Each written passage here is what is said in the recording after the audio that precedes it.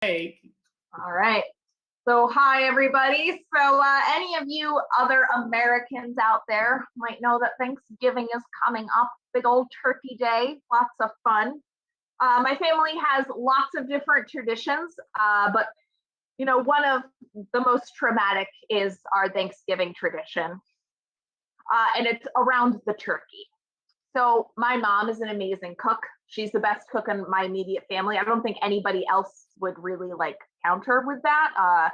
My dad and I are terrible cooks. My sister apparently has kept herself alive. Not sure if it tastes good, but she's not dead. So that's a good sign. But my mom is actually a really good cook. So when she makes the turkey, it's delicious and it's succulent and juicy and moist and it's beautiful. So that's not the part of the trauma tradition. The thing is that my parents trade custody of the turkey the minute it exits the oven. So as soon as my mom pulls the turkey out of the oven and sets it on top of the stove, it's now my dad's property. It now belongs to my father because my dad does the turkey carving. And this is a group activity. This is a child and parent bonding moment that he likes to have with me and my sister. It has scarred me for life.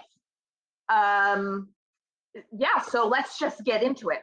The first thing that starts with this whole situation is getting the turkey out of the turkey bin, the turkey corral.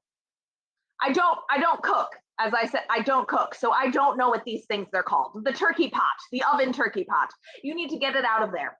And well, my mom cooks by like Italian mother cooking standards, despite not being Italian, which basically means she takes the number of people who are going to be eating the turkey, multiplies it by 4 pounds per person, and then adds another 5 pounds on top, just in case there's not enough turkey with 4 pounds of turkey per person. So this bird that emerges from the oven is more closely related to a T-Rex than any other turkey of its kin. It's a giant thing, 40 pounds, huge, larger than most children. So my dad knows to lift this out. And once my dad takes custody of the turkey, his ability to speak ceases to exist. So he begins just making guttural noises. So he stabs things into the turkey to lift it out, and then it just sounds like until he lifts it up and plops it down on a cutting board. This is where the trauma starts, truly. The first task my sister and I have is making sure that the turkey juice does not escape the turkey, which is idiotic because it's such a juicy turkey. There's no way this can happen, but it is part of our task, our job, our calling to do this. It is our destiny. So my sister and I will be standing there with handfuls, wads of paper towels, trying to corral the turkey juice, soak it up, and get it anywhere but on the table. Now, why the turkey juice can't go on the table, I still do not understand. I've been doing this for 30 years. I don't know why this isn't allowed, but it's not. You can't do it. So we have to try and keep the turkey juice out off the table. Then the second part happens, which is my dad begins carving the turkey. And you know that this is about to start because he takes out and begins wielding his electric knife. This is like his favorite invention. When he does have the ability of speech, he will talk to you about the electric knife and how good it is for carving turkey.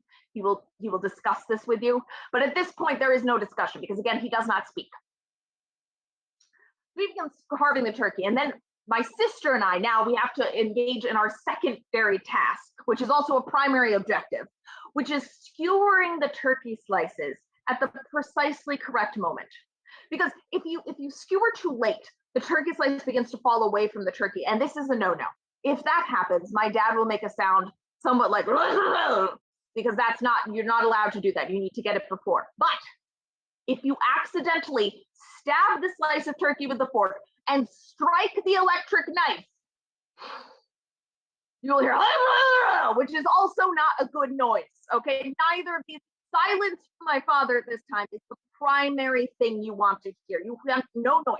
No noise from him is the best thing. So you're stabbing the turkey at the precisely right moment, while simultaneously attempting to mop up the turkey juice. Because now, of course, it is falling out like a waterfall as he continues to carve the turkey.